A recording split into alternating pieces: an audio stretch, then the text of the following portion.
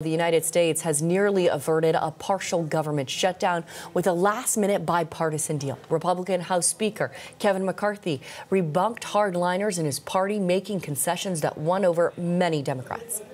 MAGA extremists have failed, bipartisanship has prevailed, and both parties have come together to avert a shutdown.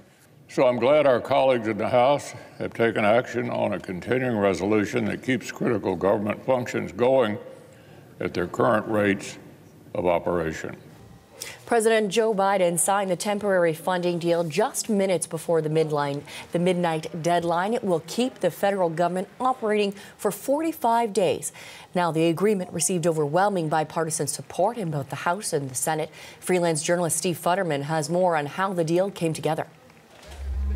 Well, it came down to the final few hours last night. At around 9 o'clock last night, with 3 hours to go, the Senate passed its portion of the bill. Then, with around 30 minutes left, at around 11:30 last night, Joe Biden signed it. So the U.S. government is able to spend money today. A shutdown is avoided. Now, 24 hours ago, there were few people who thought that would happen.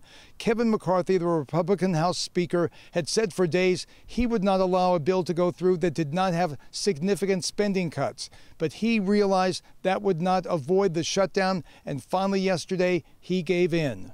We tried to pass the most conservative stopgap measure possible. We had members from all sides of the aisle work on it. We put it on the floor, but unfortunately, we didn't have 218 Republicans that would vote for that.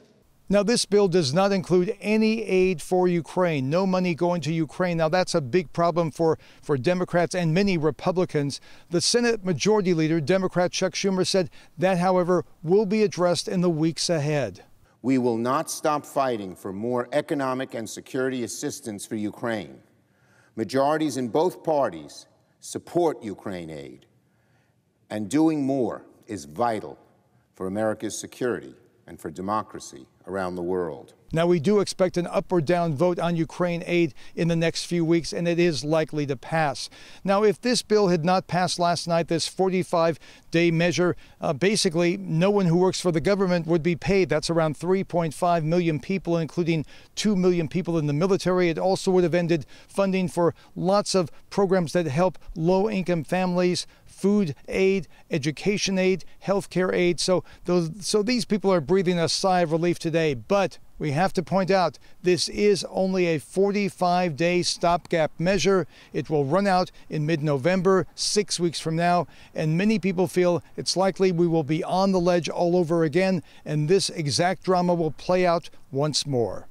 Steve Futterman for CBC News, Los Angeles.